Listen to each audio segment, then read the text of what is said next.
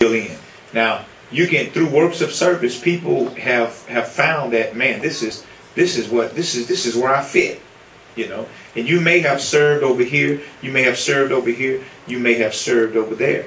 But the question is, where has God called you? Okay, where has He called you? You know, once again, you may have multiple, people can have multiple gifts, but I always say, make sure that you master them one at a time. Because you ever heard the phrase, jack of all trades but master of none? What that means, that's from the shade tree mentality. You know, you ever had a shade tree work on your car? What was the result? I mean, some of them, they do good for a minute. Yeah, bootleg, yeah. Some they do good for a minute. But when it gets to the technical stuff, especially in this day and time with these vehicles, you know, you got to put these machines, plug it up in this little deal, and then that machine will diagnose what's wrong with your car and tell you what it is. Okay, my point is that I would encourage you to master them one at a time if they are multiple. Okay? I guess because offhand, I've been in 3 different positions, but do you know which one that do you know what God has called you to do? In a way, but not really sure.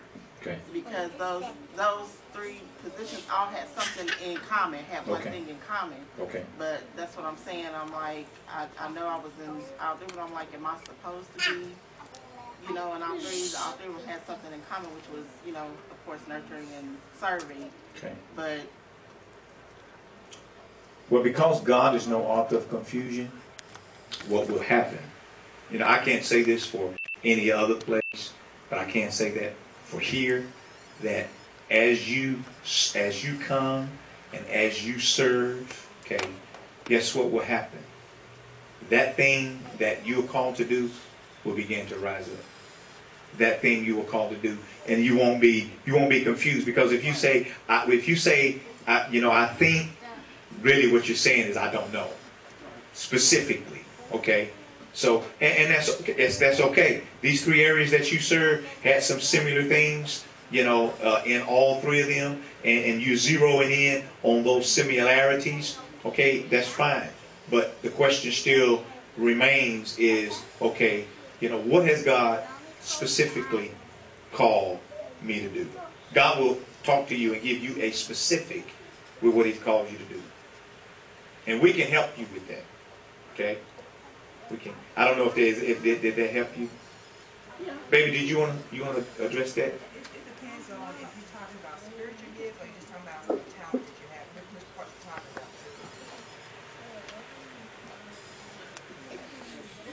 I guess it would be both. I guess talent and spiritual. Like if you like to cook and you may like to do stuff over here, I mean, you know, things like that. I can see you being multi-talented. If one is doing something like serving, it's not as far as spiritual gifts. I can see you doing a whole bunch of things that people know how to do a lot of things. But when you talk about gifts now, that's something else. So, What is your passion? And I want to say this to anybody can ask that again.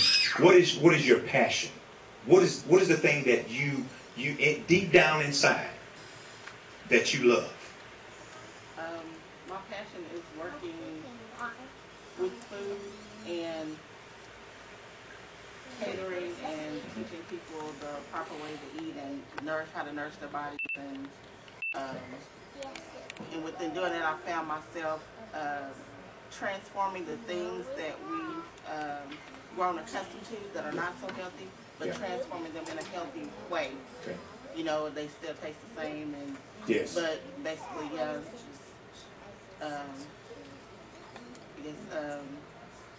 giving people the knowledge to, you know, you can still eat good food, yes, but in a healthy way. And I've done a lot of catering and just in that area of service. Okay. Well, see, you've said that. See, this is the second time I'm hearing this, so that lets me know that, okay, that's something that you love to do. And if that's what you love, if that's your passion, you know, and you have a gift. Now, you the one made them cakes, didn't you? I know that's a gift.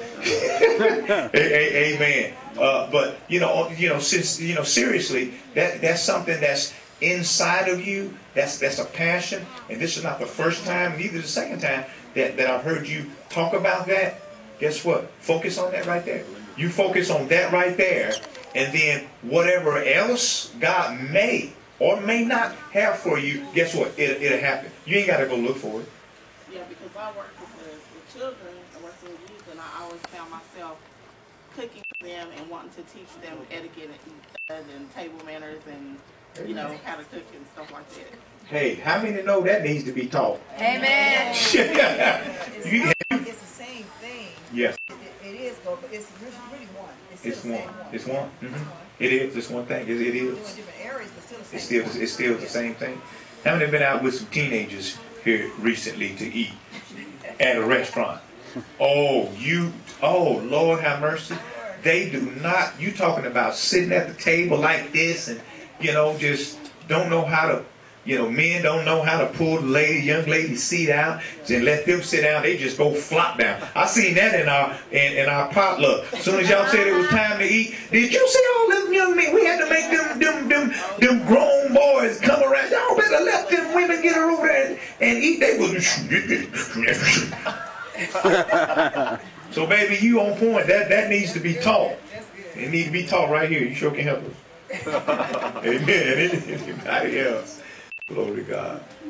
I just love y'all. Y'all make it so. It's a verse in Romans 3:23 to say,